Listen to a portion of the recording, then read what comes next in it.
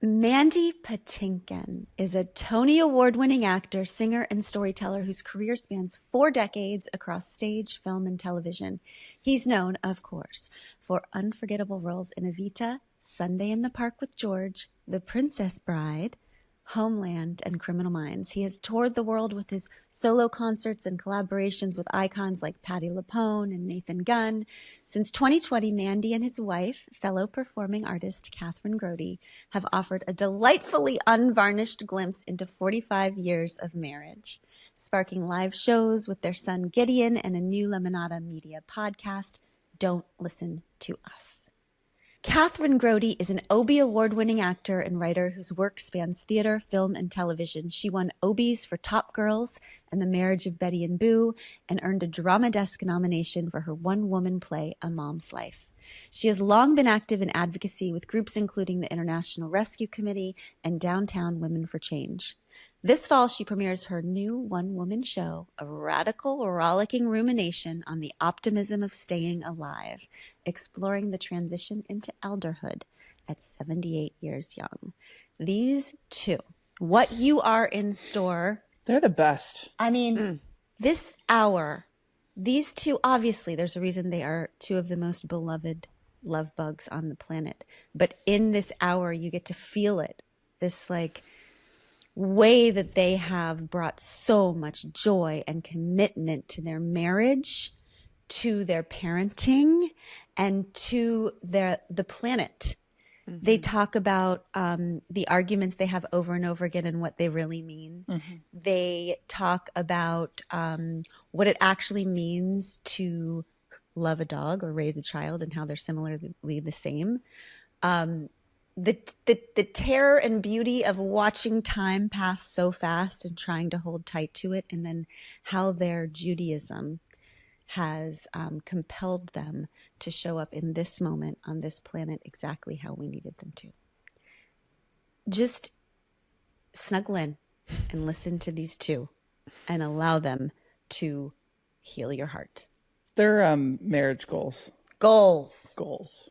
But what is so cool about them is they've been separated twice in their lives. Like, so it's just very credible. It feels like goals is like, maybe that's attainable. It feels like they struggle and they're messy, and they were actually in our conversation kind of working some things out. You saw them be like, what I would like from you is, could you do that for me? It was very special to be a part of. Yeah, they're like still actively fighting for their marriage, their connection, and their love, which at their age, I'm just like, it's goals. Yeah. It's goals. Exactly. Yeah. There's something that one of them said, not in this interview, a different time, where they said they have over the years survived and thrived through the brutalities of intimacy. Yes. It's so good. It's brutal to be seen like they see each other. And it's also so beautiful. Mm-hmm. They said it's a daring thing to have weathered the brutalities of intimacy. It's a daring thing. It's an astonishing thing. They are daring and astonishing. I love them. Enjoy.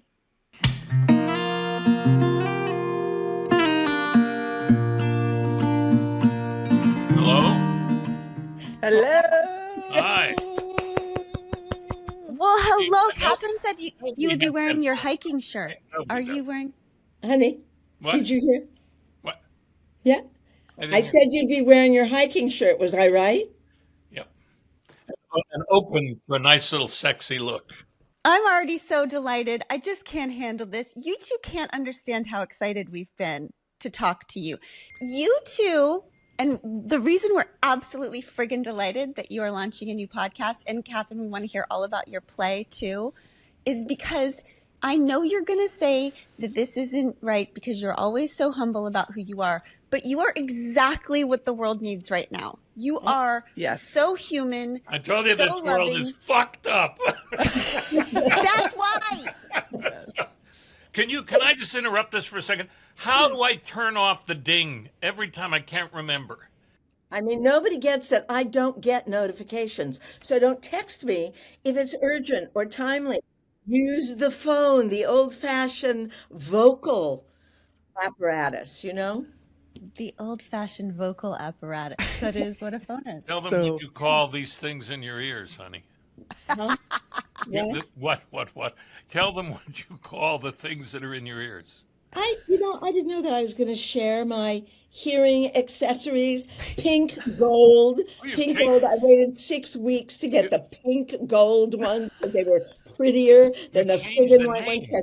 You changed the name of them. To hearing accessories, Yeah, hearing accoutrements was the first one. accoutrements, Oh, accoutrements. It's an accessories. upgrade when you put it like that.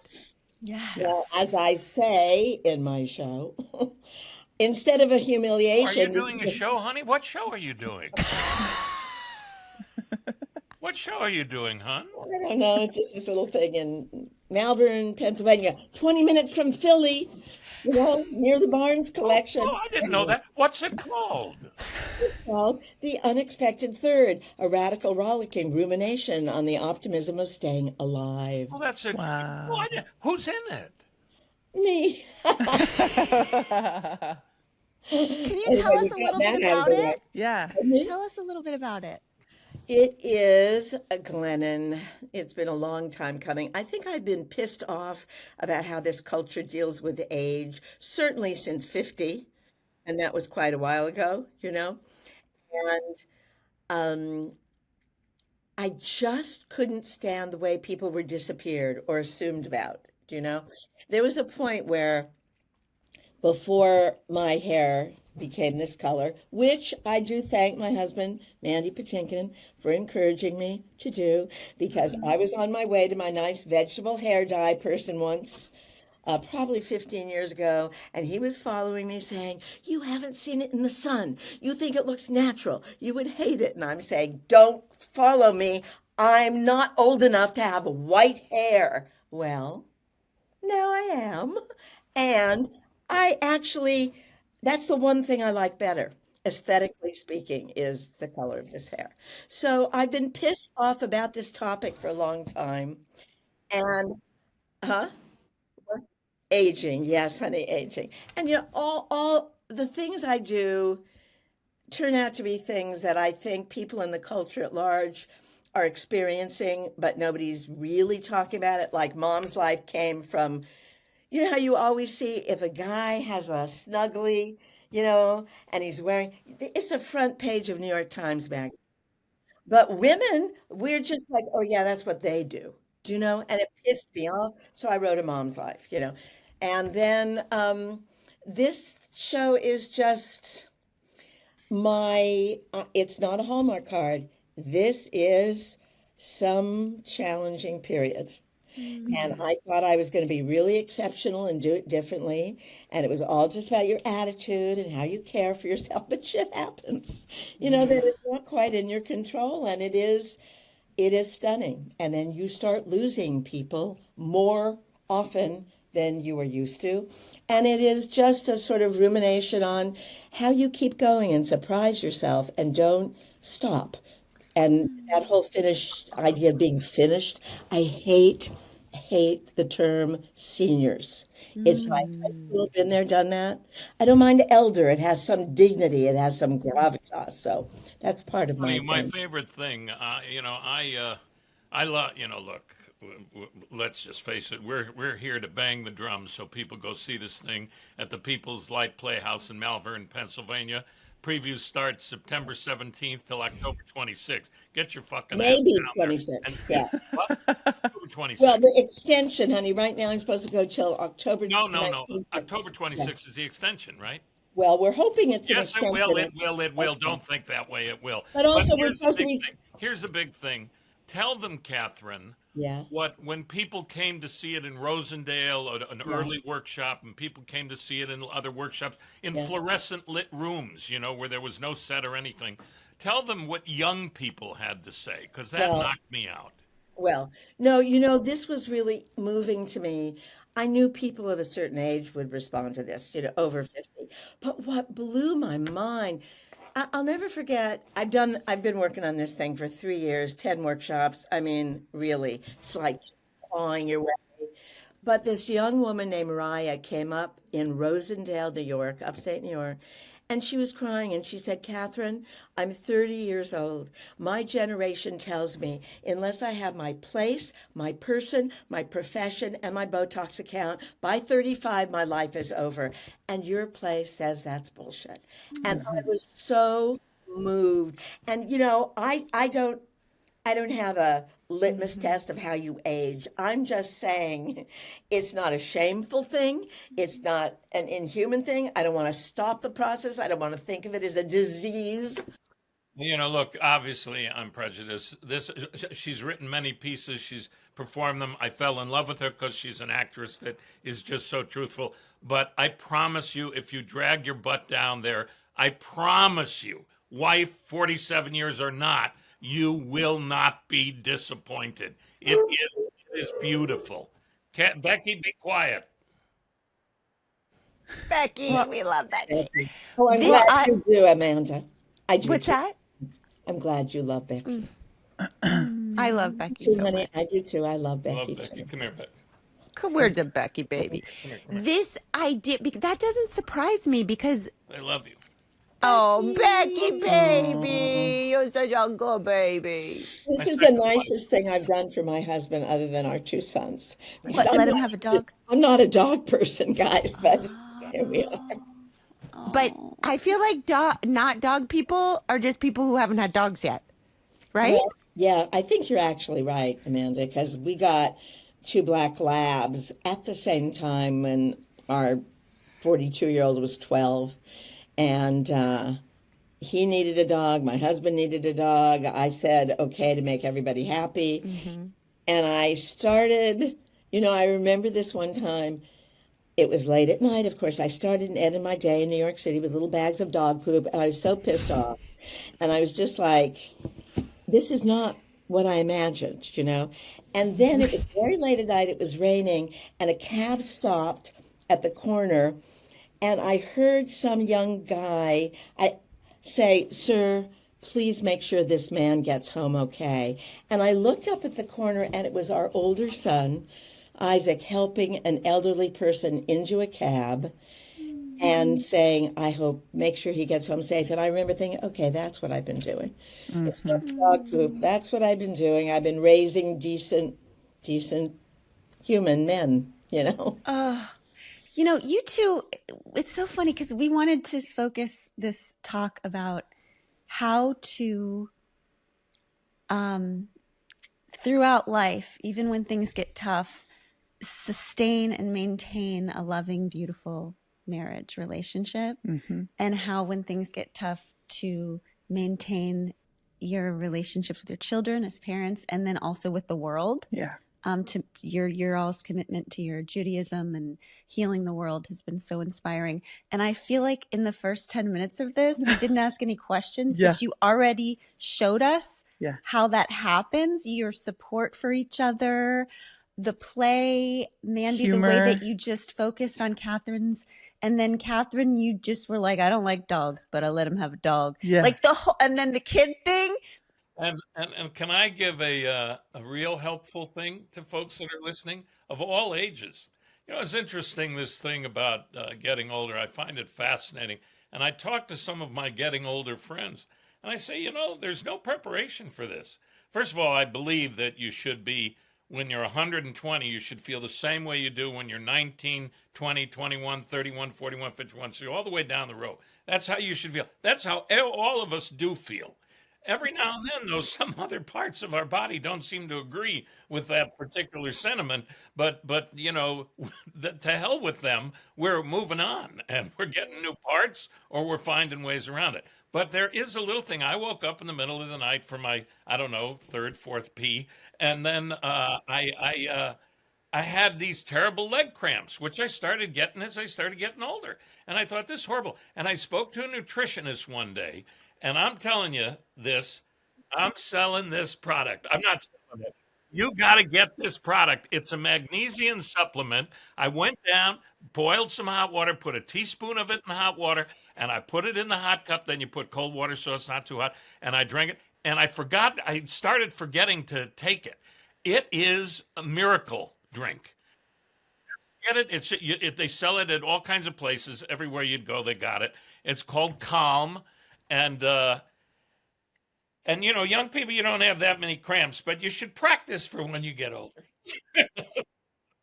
That's really, I feel like, a very concrete, helpful thing. I thought you were going to give some advice. No. This is better. I mean, it's better. Just buy this. This shit works for me. And I don't know. I actually don't know if it calms you, but it certainly calms the leg cramps. It makes them go away. And and then therefore, you sleep better, and it's great. And if you take it, Kathryn often, she's away doing the play, so she often brings me the cup before I fall asleep, and so I'm not there to get my glass of water or my cup of coffee because she's away working. But that's how it goes. He goes to bed at 8:00, and I go to bed at 1 a.m. So 8:00 is late for me, honey. 8:00 is late. That's true. That's 7:30 true. I'm not calling past 7 when I'm working away from home. So, Kathryn, what do you do between 8:00 and 1 a.m.? This is a similar vibe to my parents. So I'm just wondering my dad goes to bed at like 7, and then my mom goes to bed much later. What do you do during those hours? I talk to friends that live on the West Coast, or I try and get people in South Africa or in England, or I go through my piles of newspapers and try to cull them so my husband won't throw away what I want to keep. I keep explaining to him that newspaper and things, like if you make collages or stuff, it's not going to be here. They're going to digitalize everything. Or they digitalize us, so I need to keep it. I go through those piles. In your personal space. Yes. That's right. Yeah. So otherwise, it's a recyclable item. Yeah, that's right. I try and hide things that he won't throw away. I still remember there was a wonderful columnist named John Leonard for the New York Times that I adored in my 30s. I even ended up going to a public celebration of him, and I didn't know him at all. I just loved his work, and I kept all his columns for like 10 years in this striped bag in a shared closet, and my husband threw those out. I don't think that's true, Kathryn. Honey, that is true. You threw out my John Leonard columns. I've forgiven you. No, honey. I think you are making things up. I think you're getting things mixed up. Okay. I don't go in your closet and throw bags of stuff out. It wasn't in my closet. I didn't even have a closet then. It was in our bedroom, and you threw it out from a corner. Well, maybe it had been there for 3 or 4 or 15 years. That's probably right. 3 or 4 or 15 years. Maybe it was a home for spiders and all kinds of creatures. Yeah. Well, see, here's an example. But we let it go. That is how we solve a lot of things. Clearly, honey, you haven't completely succeeded with that. You just brought it up on a national podcast. What did I do? I'm not going to let it go. I'm sort of mad about it. Thank you. That I just threw out something very precious to you. No, but you just said that it was collecting dust and it was in a shared Kathryn, you just said you let it go. You didn't let it go. Oh, well, that's true. There you go. I have a question because I'm wondering if because I know the newspaper issue. Yeah. We'll just call it an issue. I don't know if it's a problem. It's just an issue. Yeah. Is a recurring, it rises and we deal with it on an ongoing basis. Yeah. And from my understanding, another issue used to be at least this, like, the anxiety over the passage of time. And I'm wondering, as you talk about like your play and getting older and even the need to hold on to the newspapers because they're going to be digitized, like, is a lot of this about that? Well, as you can see in the background of my husband, we have all our vinyl collection. Yeah. Right? Which I love, and we never play one of those records. Well, every now and then Joan Baez comes on, and every now and then. I mean, our house is like, could be a museum of the 80s. You know, we have our CD players, which we don't use. We have our cassettes, which nothing can get played on. We have our DVDs that I keep meaning to transfer. You know, it's just artifacts, including us. But you know, it's a really, I find it very challenging to to honor what is valuable to me. I'm very sentimental, so I don't throw out anything, and that is part of the Case in point. You bet your ass I am. You aren't kidding. She's missing a chip and she didn't know to get rid of me. So I would never, ever, ever get rid of him. It's always been so strange to me. We only understand 5% of the universe. This is a true thing, right? So I'm always curious about what that 95% is that we don't know anything about. And I'll never forget, I was home from college in San Francisco, visiting home. I had two younger brothers watching TV, and I just passed them, and came back because there was this commercial on. I don't usually watch commercials now or then, but I was just struck. And there was some young guy pretending to be a 70s greaser, at a soda shop. And I came back and I said, who is that? Who's that kid? He's really good. And that kid turned out to be my future husband, Mandy Patinkin. Oh my gosh. And you can YouTube it. It's Teen Angel from the 7-Up commercials in 1969 or 70 or 68, something like that. And I was I knew one thing. I knew a few things. I was going to be in the theater. I was going to be a mom. I was never going to go out with an actor because one in the family is enough. And I wasn't totally wrong about that. But I was with my Yes, you boyfriend. were wrong. One in the family is not enough. Okay. I was at Mandy's first professional show in New York, Trelawney of the Wells. I was with my boyfriend of 2 years, who was this great political guy named Michael Yule. He started Safe Return, Amnesty for Vets in Canada. He discovered he outed Agent Orange. He blew whistle on Agent Orange. Yeah, he did. I'm thinking this is who she's with before me. Yeah. What on earth does she see in me? He made me laugh. But I was sitting with Michael, and Mandy comes out in the show. And I say out loud, now he's my type, what am I doing with you? I wouldn't usually say something like that, Glennon. I might think it. I said it, which was so odd because, young actor, not me. Nope. But here we are, 47. But we're friends. We're friends with Michael Yule. Yeah. And I think most of her exes were at our wedding. Oh my gosh. What happened next? So you were like, that's my vibe, not you. And then what happened next? How did you guys make contact? What was the first dates like? We have the rule. If you want to tell it, you tell it. We don't tell the same story twice. So because he has his version and I have mine. And mine's always wrong as far as she's concerned. Okay.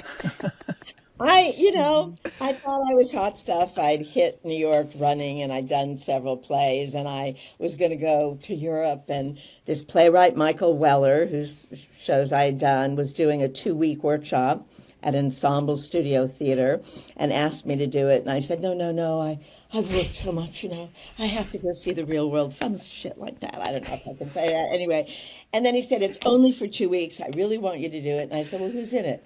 And he said, Chip Sion, Elaine Bromka, Mandy Patinkin. Oh, that kid. The greaser. Danny Stern, yeah. And I agreed to do it. And I remember Michael coming out after one of the first rehearsals saying, so what do you think? I said, oh, he's great. I love working with him. Oh, you mean for me personally? Oh. I said, no way, Michael. He's a baby. He's an actor. He's a little crazy. No. The next person I'm with is going to be the father of my children, and he's not in it. He's not it. So that shows you how wrong I was. So we're hoping soon we will meet the father of her children. Wow. We're all very excited to bring this person into our family fold. But so far, it hasn't knocked on the door, but it could happen any day, and we're all very open to it. Well, I'm jealous of that person already. They get to join your family eventually. What a Gideon, gift. Isaac, they did a great job. Careful what you wish for. Yeah. We are highly edited, as Gideon will say, highly edited for all those people that during the pandemic wanted us to adopt them. It was like, well, this is one vision of us. We are just like other families that drive each other crazy. And And now it's time to thank the companies who allow you to listen to We Can Do Hard Things for free. Today's segment is brought to you by Bumble, the app committed to bringing people closer to love. We live in a culture that treats love like a finish line. You win if you get the relationship, the ring, the picture-perfect story. Now listen, you know I love winning. And I will make racing from the car into the grocery store into a game just so that I can win it. But the truth is, love isn't a race or a prize. It's a practice. It's something you choose and keep choosing. The way I love you, Glennon, is by seeing who she is, what she does, and respecting the hell out of that so much that I want to contribute as much as possible in our shared life. So she does the laundry in our house, thank you. And I make sure to take off my socks before I toss them in the laundry and turn them inside out so that she isn't that the worst part of laundry, having to turn things right side out? And I love her in the million tiny invisible ways, choosing to give her more life back, really. That's why I support Bumble's message to its members. It's not about one big moment. It's about the ongoing practice, setting intentions, being honest about what you want, and creating space for connection that feels real. Listen, you can win a race, but if you're running in the wrong direction, is it really a win? Bumble makes sure you are running in the right direction, supporting you with the tips in the right moment and a dedicated expert-backed advice hub. So it's just designed to get you through every stage of your dating journey. Because love isn't a finish line, folks. It's a daily act of showing up for yourself and for someone else.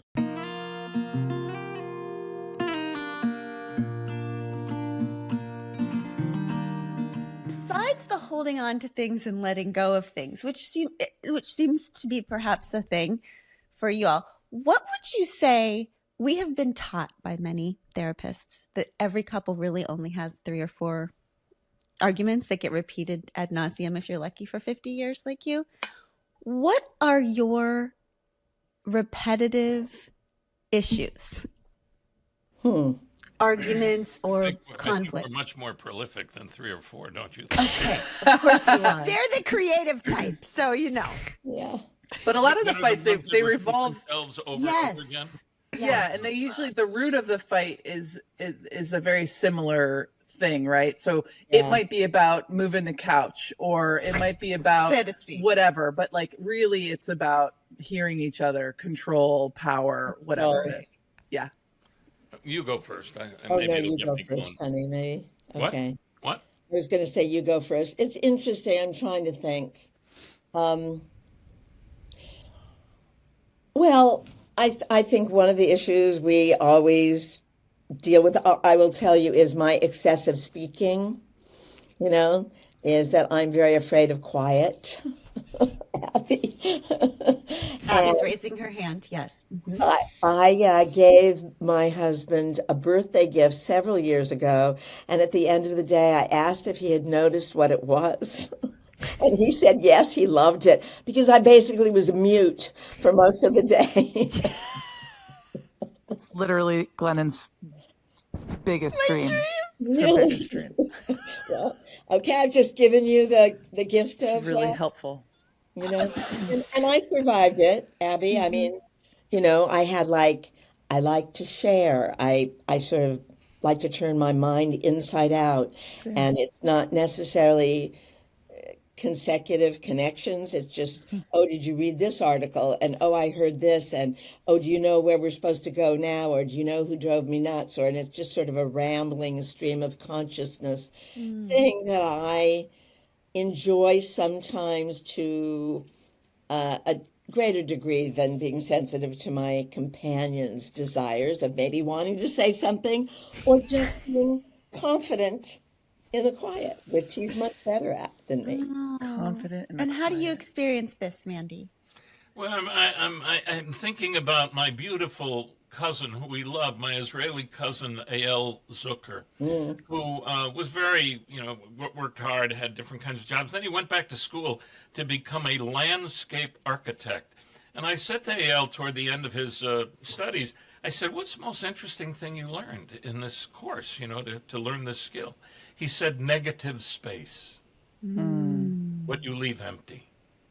And I love quiet.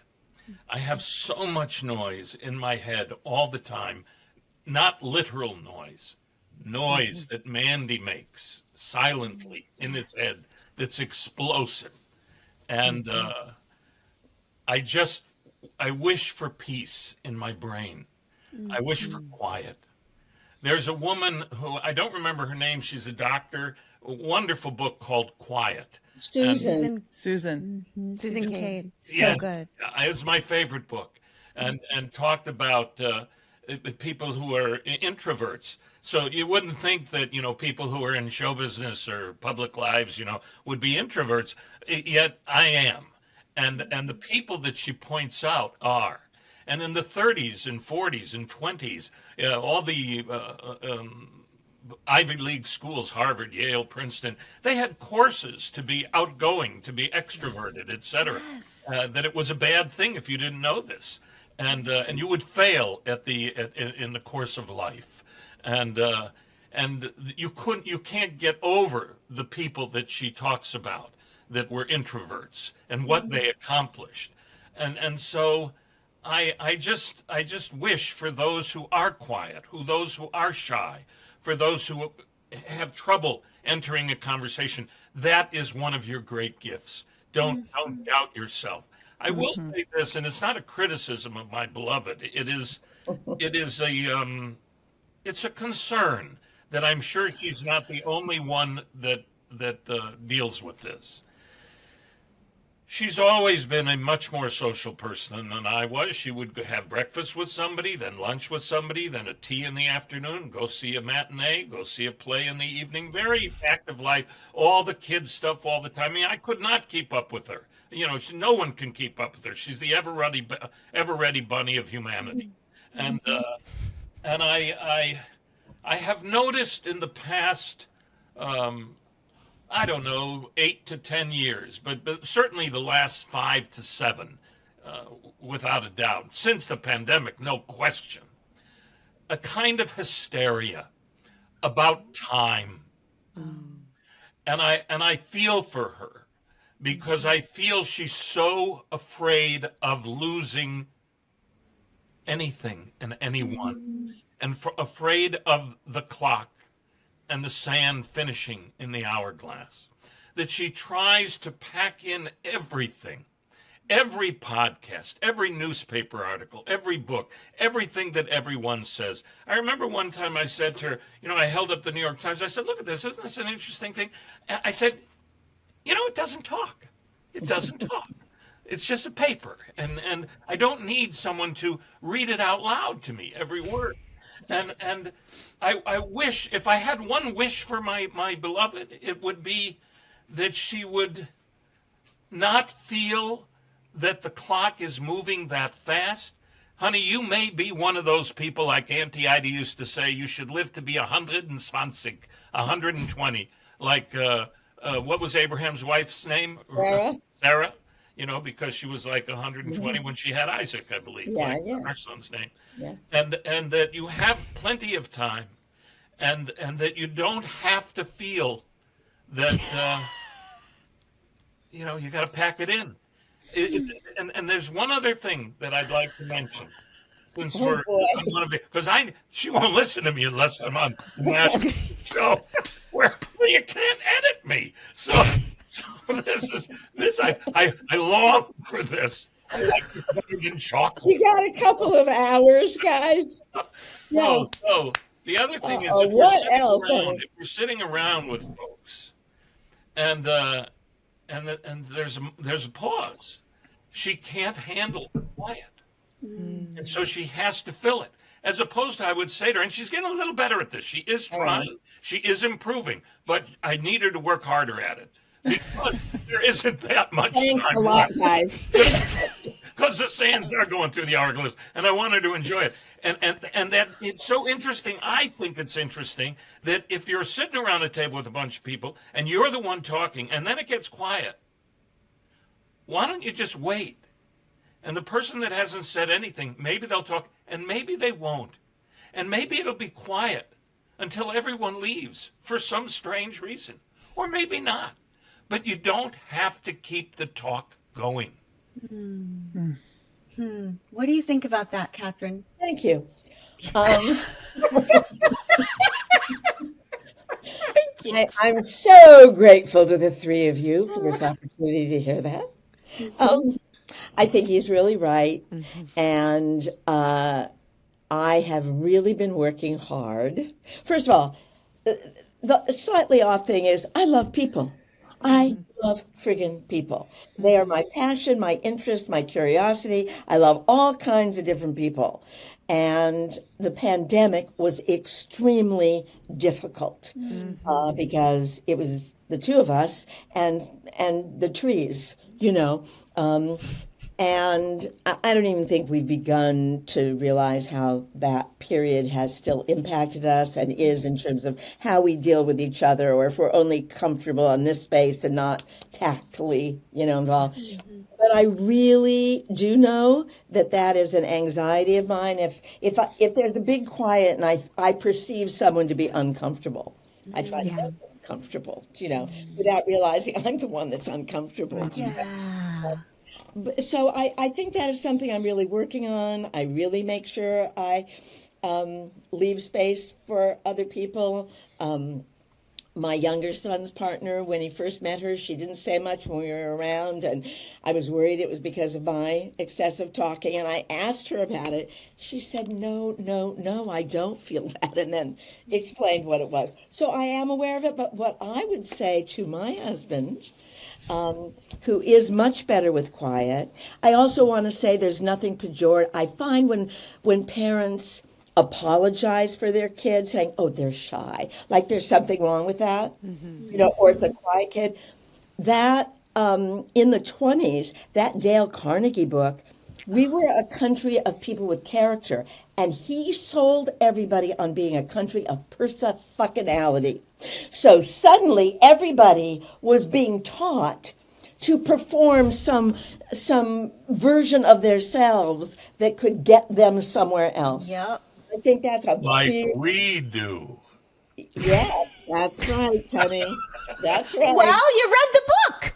You read the book. I didn't read the book. Me neither. But Made so many friends and influenced so many people.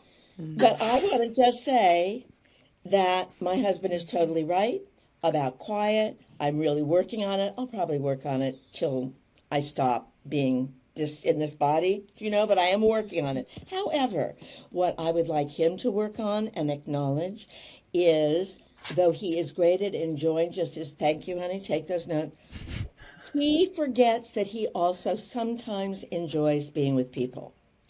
And there have been many occasions where I've said, I'd like to have dinner with so-and-so. You can go. I don't want to.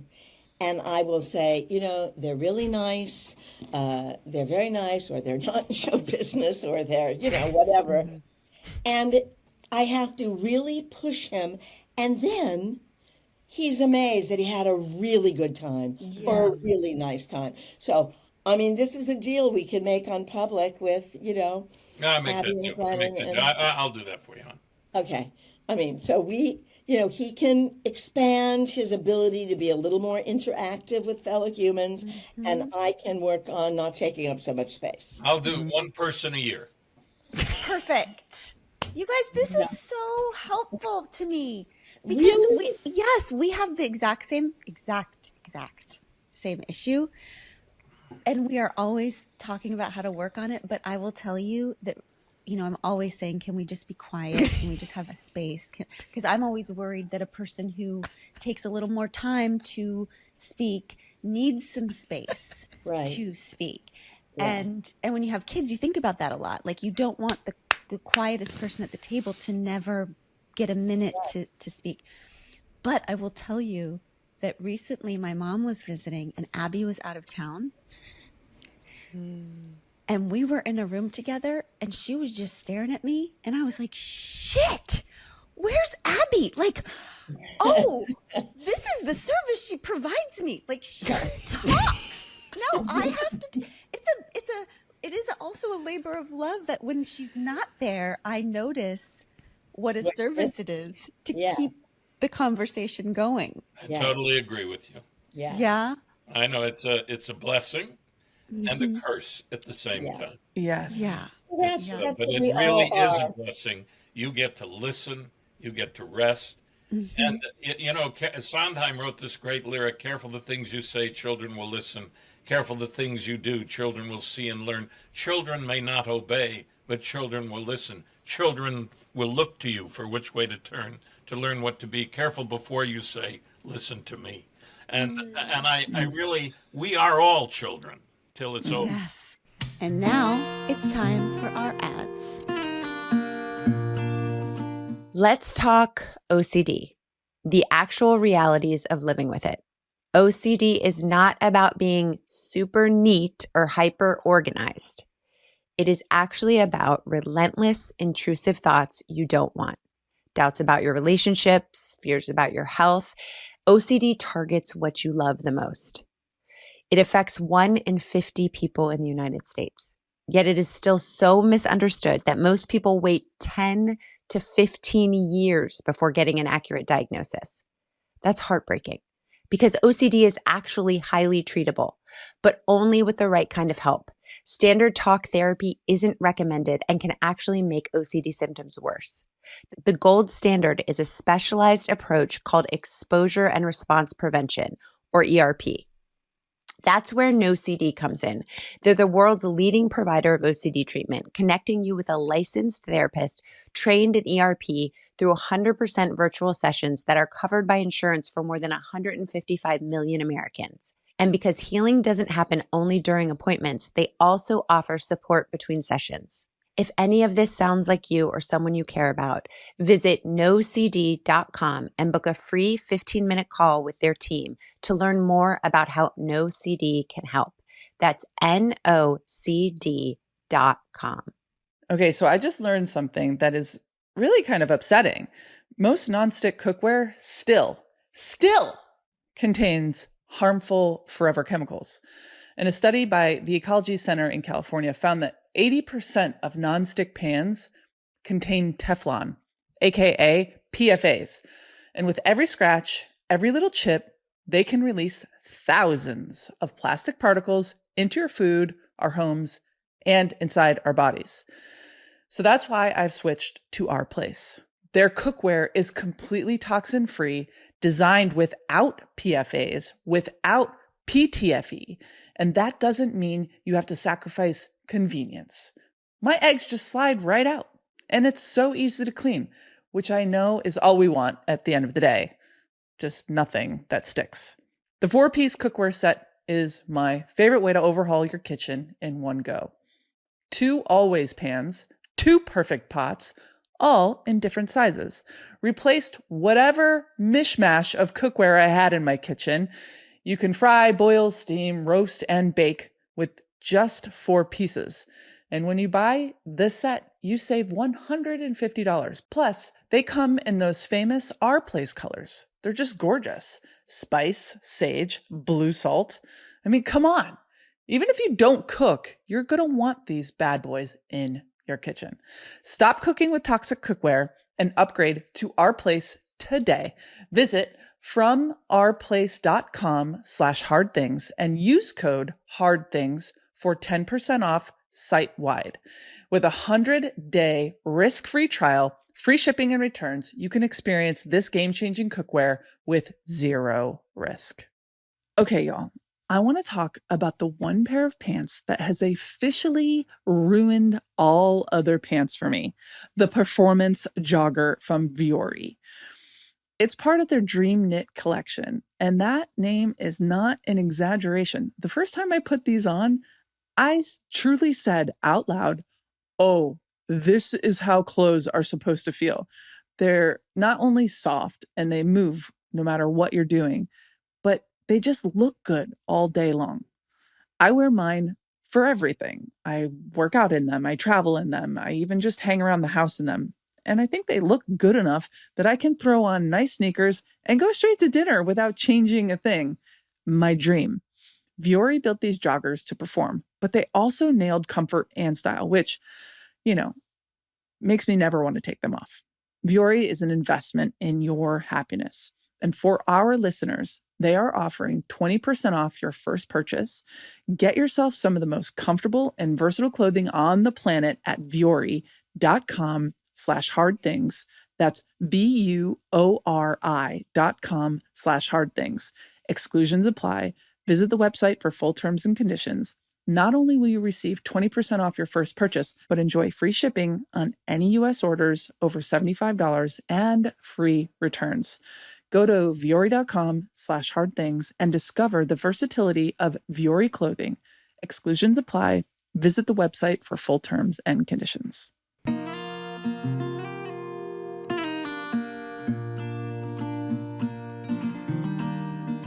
Gift of having a more talkative partner. I really mean this, honey, and is that is you get to listen, and it comes out when I do interviews for whatever it is I have to be selling. Almost every word out of my mouth is something that came out of Kathryn's mouth that she taught me, or out of my children's mouths, and almost everything. I would say I'm the most unoriginal human being I've ever I beg to disagree, but I want to say two things because now I get to say something.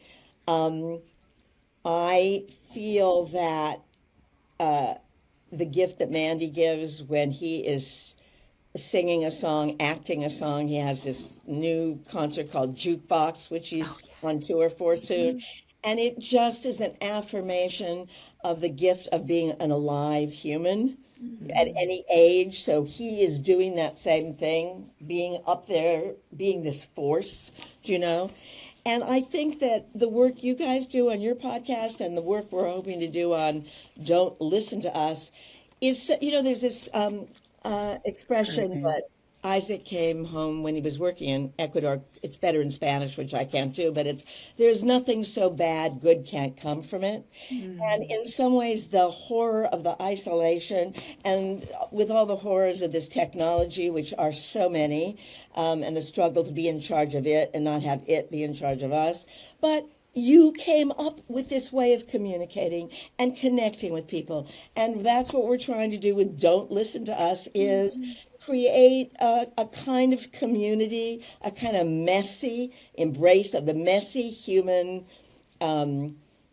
authentic, non-AI community of people that are struggling to make sense of the world in a time where it seems to make utterly no sense, when it's frightening, to ground each other, even if it's in this little rectangular thing, talk, have connections with each other across, all ages and ideas and, Do you only meet people in this forum, or do you also meet people in the room sitting next to you? Well, this is interesting that you ask. We just decided that we were going to meet people in the room, and then I freaked out and changed it and went back to this. So there is I am a writer. And so one of the things I'm most comfortable with is my ideas getting to people without my body being involved. Also, Mandy, I have heard you say that, or Kathryn, maybe you said it about Mandy, that you deeply love humanity, but only a few specific human beings. I love humanity so deeply. I have always said, I will likely die for you, but I will not meet you for coffee. And I don't know what that's about, but I am most comfortable right now. And also, you guys, for me, there's I want to keep real life a little bit separate than work life. And for my body and spirit, I have to maintain. It's like capitalism is everywhere. So now if I'm sitting on a couch with my friend and having and it's filmed, I'm like, where's the line here? Yeah. Do you know what I mean? I'm thinking while you're saying all this, it also does eliminate a favorite thing of mine, which is the back door, the escape. And if you're sitting in the room and I go, well, we have to stop now. What did I say something wrong? Did I help you? And was I not interesting? Well, and there's an uncomfortable moment. And no, the answer is often like, no, I got another appointment. It's only for X amount of minutes, and that's it. But when you're in the little boxes and the machine, it's already more less personal, less not personal is the word. It's less of that. It's less of what I'm trying to say. It's safer. It's safer. Yes. Safer. I think in my life, I want more and more real. That's why I love you guys so much. I want more and more real. I want more embodiment. But non-monetized, non-content. Like Current culture, Glennon, just, hey, let's hear it from Mondami. That's just my point of view. And I so wish somebody would be able to say, I wish he would. I think I just tried to write in some form he probably won't get. Franklin Delano Roosevelt came up with social friggin' security, right? What did I just do? I just did something and everybody got, oh, I have there. Okay. I just did something on the machine. you're perfect. Franklin Delano Roosevelt came up with Social Security. What American doesn't want that? And what did the forces of the right say? Oh, you're a socialist, that big boogie word. Anybody doesn't want their Social Security? Let's take that word means many different things and it's practiced many different ways. And basically, we need to be more generous in sharing our resources. Do you know? Yes. And I don't think that should be a problem. And the fact that business interests are all up in arms should just hopefully get him another 10,000 decent, all kinds of people saying, hey, we can do this together. We can be better humans. We can make our cities better in a humane way, not in an insane, authoritarian way. Don't get me going, guys. You can just edit this if you need to. Are you kidding? This is exactly what we want to talk about with you all. Honey, try to keep your hands off the computer. I know. I touched something and everybody went like this. Banging the table. I love it. She's having an internal earthquake, and we're here for it. My director, Timothy Neer, who was my idol in college, she was a couple years ahead of me, and she's directed all 3 of these solo shows I've done, and we're still working. 10 years ago, we were working on a piece called Falling Apart Together, and she looked at me, she said, Kath, do you realize we're almost 70, and we're still working like dogs for no money? And now she's 80 and doing the same thing. And I'm almost there. But I was talking to her one day, and she said, God, Kath, watch your hands. You almost poked my eye out. And I said, ooh, getting tetchy in our old age, aren't we? And then a couple days later, I called her up and I said, Tim, I apologize. I was talking and I almost poked my own eye out. That's a good idea, honey. If you had me sit on my hands at a dinner table, I probably wouldn't be able to speak. Thank you. I'll write that one down. Okay. Kathryn, can you put into any words what this feeling is about holding on and time passing? So we were having a conversation recently where I had this week where I was obsessed with getting all of the children's names and things tattooed on my body and like messages from my parents tattooed on my, we're like, where is this coming from? And it was like, the Virginia Woolf thing of just life stands still. Life stands still. Like, how do I make this impermanent thing somehow permanent for myself? And I feel that so much from you. Can you just, so many of us feel it. How does it feel? Honey, quote the line. Quote the line that you wrote for A Mom's Life. I see, this is so amazing, guys. He just heard. Yeah, I love you. Telepathy. I was thinking of several things. One is, in that first play, A Mom's Life, I say to my baby at one point, don't grow, don't change, don't lose your baby teeth. Just stay as you are, perfect and small, and I'll stay this way too, and neither of us will grow or change because the way this is perfect. But living things do grow. We are not bonsai plants, do you know? And I think my brother was a Buddhist monk, and one of the things that I think is very true, all suffering comes from us grasping, holding on to that which is impermanent. And you can tattoo all your babies. I can keep all their little things they made when they were 5, which they're just horrified by. But the truth is, we're all impermanent. And we are future dust. And I think the way we can hang on to the love the most is by being in the moment. And not being so afraid of what's over and not being afraid of what's going to happen, but be here now as fully as you can, and live and breathe in this moment till it takes you to the next one. And that's how we're fully alive, Right. Rilke says his poem, hold beauty and terror in one hand. Let everything happen to you. No feeling is final. So that's, it's really hard to do, guys. I keep every frigging piece of shit. I picture my kids when I'm gone. Oh my God, they're going to have the worst fight of their lives because my older son is much better at letting go. He's just going to toss, share, let it go.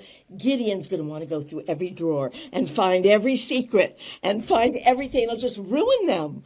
So I have to do this before I'm gone so that doesn't come true, Oh God. I also just want to share when she says these things, it triggers in me. I loved Warren Beatty's movie Heaven Can Wait. Whenever he'd go into the next person that he'd embody, he'd fall into this well. So I said to Kathryn, I want a wishing well. And she found one in the village from France, the cement thing in the top and everything. And she bought it and she had it shipped to our home. And it's a flower bed and everything, but it's beautiful. And I always told the boys when they were little, because I'd take walks everywhere all the time, every day. And I would stop where there's water on a bridge. And I say my prayers and my meditation, my wishes for the world and all people who are vulnerable and need extra service from all of us. And I watch the water and I say the prayer and I watch the water take them out. And I've always said to the boys, look, if I'm ever not here for any reason, just go to the wishing well or go to the water and I'll be there. I really mean it because that higher power in my view, and I was brought up as a conservative Jew in Chicago, blah, blah, blah, is Einstein's theory of relativity, that energy never dies. So if you want to connect with any entity that was made up of protons and neurons and energy, it may not look like the 4 or 5, how many of us, 2, 4, 5 of us are, but we're there in some way. Sound, my sound man taught me, he said, sound never dies, like light. Light is millions of years away and then it hits our eyes. Sound is the same. So when they put out those things in that Jodie Foster movie and listening for sound, sound is the same. It travels. And so listen, take a walk. Most of all, try to listen and see if you can hear your own thoughts. That's the toughest one. But it never dies. I believe it. I need to believe it.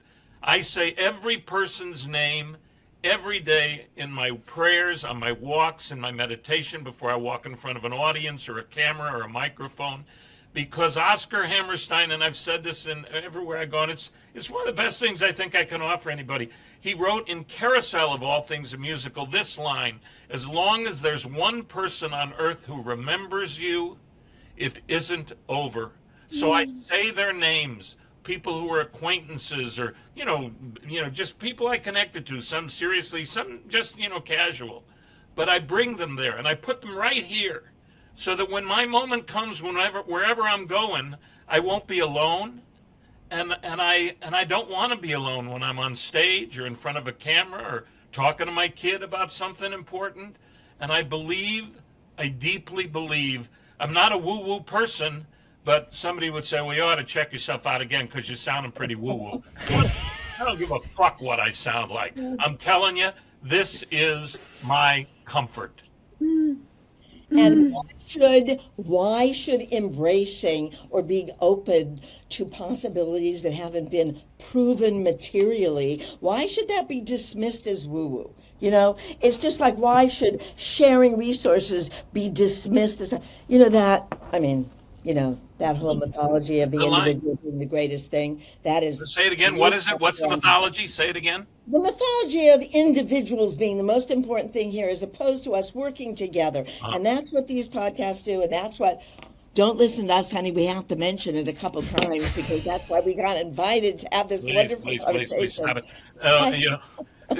Shakespeare in Hamlet, there are more things on heaven and earth. Hamlet says it to who did George Horatio. Horatio. Hamlet says to Horatio, there are more things in heaven and earth, Horatio, than are dreamt of in your philosophy. Therefore, as a stranger, give it welcome. And now it's time for our ads.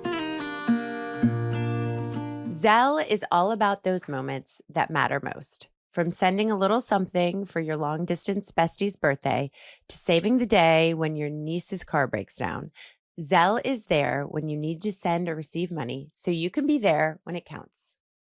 I'll never forget the time I was broke in college, living with a group of friends, one of whom was going through a terrible loss. And someone anonymous sent our house a gift of a fully funded meal at a restaurant none of us had the budget for. It was something I will never forget. You never know when your small gift will make a lifelong memory. With Zelle, the money is there when you need it, since funds go directly to your enrolled bank account. When it counts, send money with Zelle. Okay, Peloton is shaping the future of fitness with the brand new Peloton Cross Training Tread Plus, powered by Peloton IQ. So as you might imagine, I'm kind of particular about how I work out. So I have the hardest time running on my own nowadays, got a hurt ankle, but in fact, I just can't really do it anymore. And the new Peloton Plus Tread has been a game changer because I can mix things up, and I definitely need that variety. The Tread Plus has it all. It combines running, lifting, recovery, everything you want. It's been a game changer for me because I can't run hard on my foot right now because I have foot and ankle issues.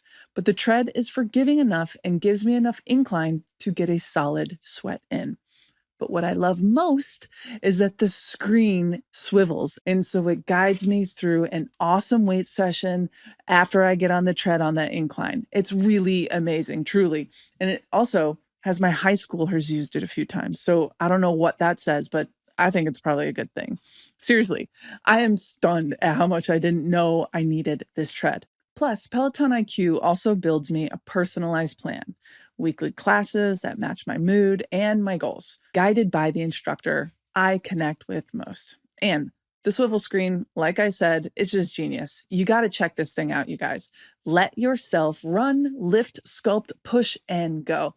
Explore the new Peloton Cross Training Tread Plus at onepeloton.com.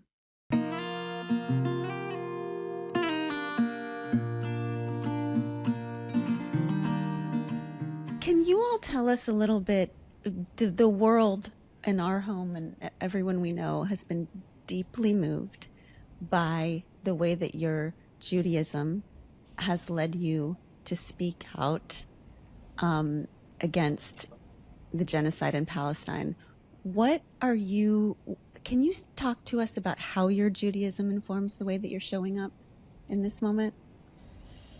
Go ahead. Well, Mandy, as he said, was raised as a conservative Jew, and his mom was so happy he found a Jewish girl, but she didn't know I was a Southern California Jewish girl.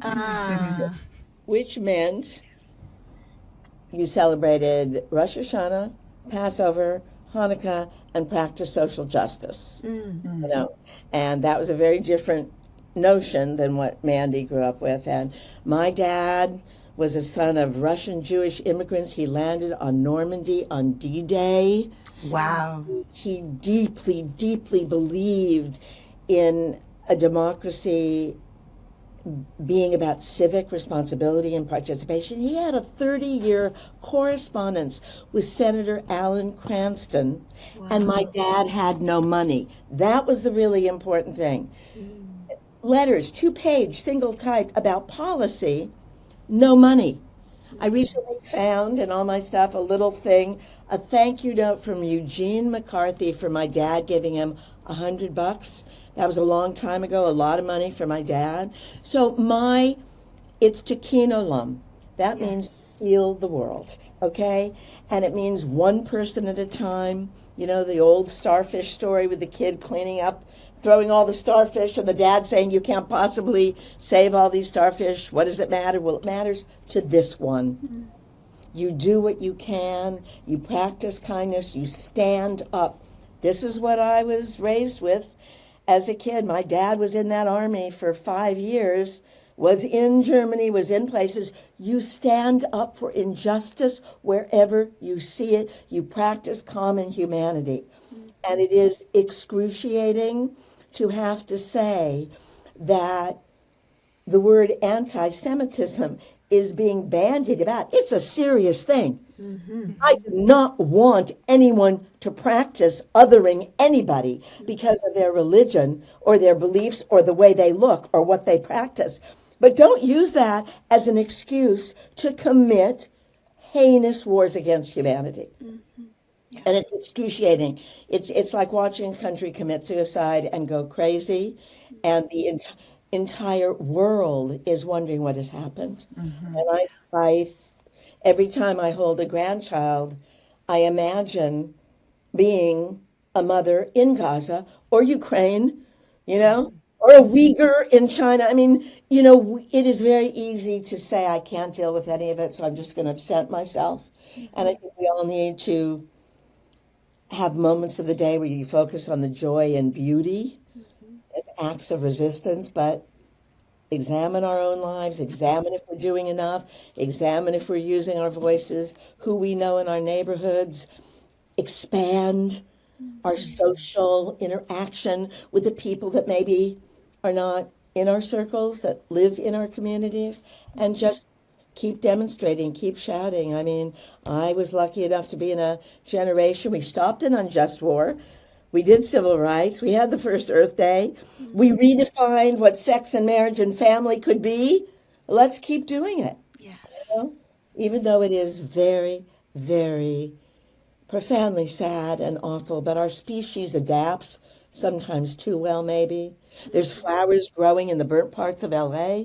Mm-hmm. Right?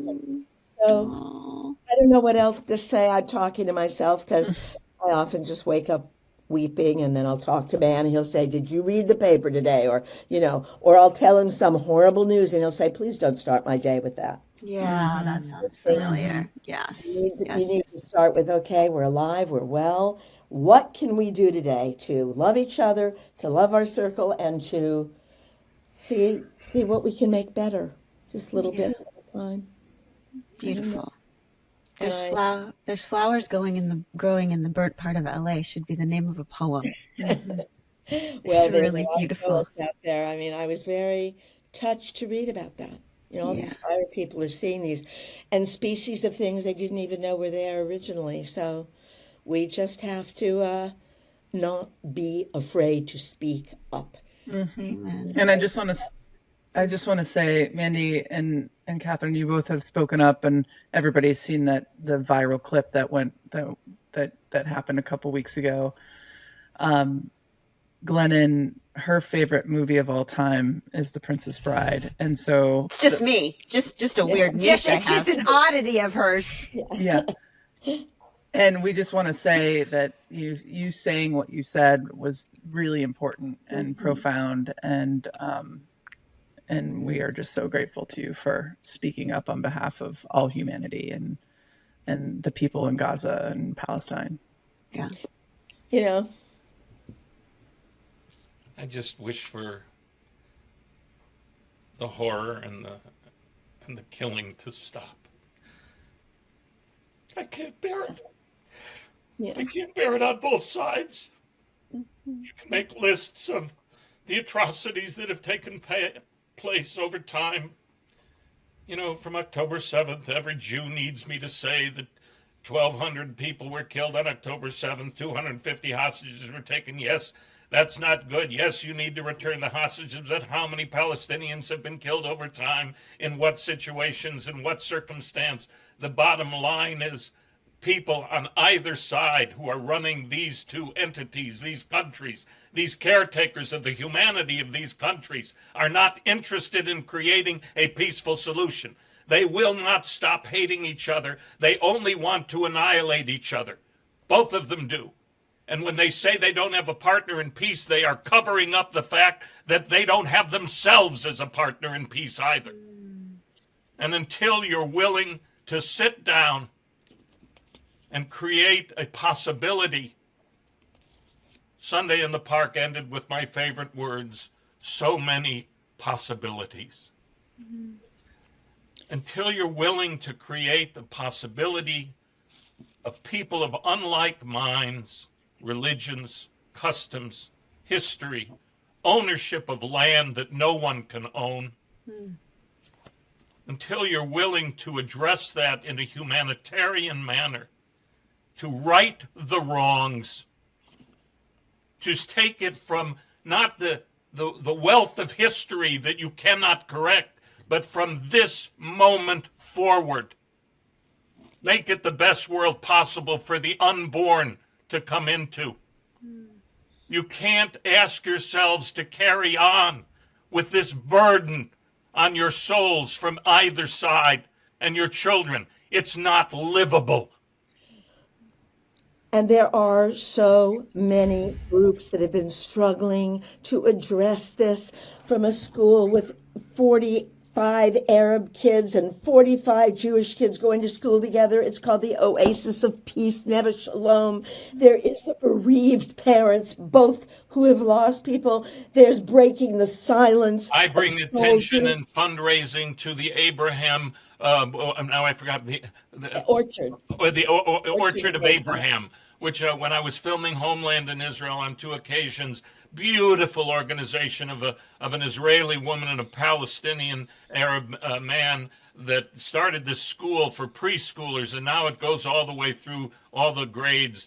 You know, it's so beautiful. Palestinian and Israeli teachers. It's everything that you would wish. There are pockets where this takes place, but to annihilate the structures where people have a roof over their head, where they not to allow food and medicine to come in to take care of the innocent. You know, when you turn to violence and war and revenge, you have lost. If that is your answer to a problem, you have lost. Which is full stop right there. Go back to the path, take a walk, find a friend and a partner, and come up with more humanitarian solutions. And don't tell me and scream in my ear about what was done to my people and so what everybody says, what was done to my people, what was done to my people. You know, everybody gets bad things done to them. It's the history of the world. Why are we living here right now? Where are the Native Americans? Okay, this is why the solution really is let women run the world for just 200 years, because we absolutely have a better ability to compromise. We do not need excessive power and control. I'm not saying we're perfect. There certainly have been people. Thatcher wasn't, but honest to God, really, we can help people come together, because we are friggin' genetic nurturers, is my bias. We can communicate, and that's just one of my solutions, Get in a room with a group of Native Americans from any group, that whatever they're doing, you will feel the pain in their DNA. You will breathe it in. It doesn't ever go away. You can't do this to humanity. And if you want to be somebody else, stop being naive, Mandy. That's what life is. That's what war is. Learn a little bit about history. It's conquerors and winners, and they take the land, and they take this, and they take that, and then it's theirs. At what cost? At what cost? And if you can live with that and ignore it for eternity, go right ahead. But I can't. Guys, I am so moved by my husband because I'm a 60s person. He missed the 60s. He was doing milk commercials. I was, you know, in a state of shock. I mean, Vietnam, I took it personally because I went to college thinking we were the nicest country in the world and only did nice things, right? Right. So Right. that pissed me off very personally. When I met Mandy, and we were talking about things, he said, I'm not political, right? I asked him if his parents were Republicans or Democrats or, working families, socialists, and he said they're Road Phisetians. And I said, oh, what's that? And it was the brotherhood and sisterhood of his temple. Okay, so not political. And right after that, we're on a bus, and he is like 25, and I'm an ancient 31, and he sees an older person running for the bus just as it pulls away, probably 20 years younger than me, but perceived as an older person. And he said, driver, there's somebody trying to get the bus. And then he pulled the cord to stop the bus. And I looked at him and I went, that's political. That is political. And, I want to make a plea. May I interrupt, hon? yes, you may. I want to make a plea to your elder listeners.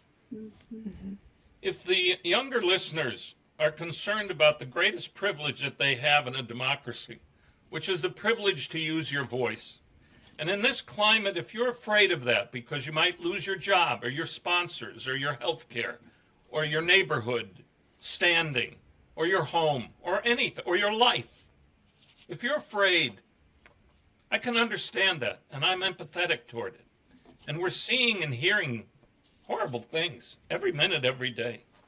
But you elders out there, you people who know that you're elders, take up the slack. Do it for those who are too frightened to speak for whatever reasons. Some of them have good reasons. You've had a long life, you elders. If you have enough to take care of the roof on your head and a stipend to get by till it's over, and I know some don't, but some do, and those who do are the ones I'm talking to. Use your voice. Use it twice, 3 times, thousands of times. For those who are not able to use their voice or too afraid, I have nothing to lose. I've been given everything I've been given more than I ever imagined. My wife and 2 children and 2 grandchildren first and foremost. But if my life was over this second, I've had a glorious existence. And I want to pay it back by using my voice and asking my fellow citizens globally to please use your speech. Speak your heart and your mind wherever you go, in your church, your school, your local dinners, to your kids at the table. Use your speech.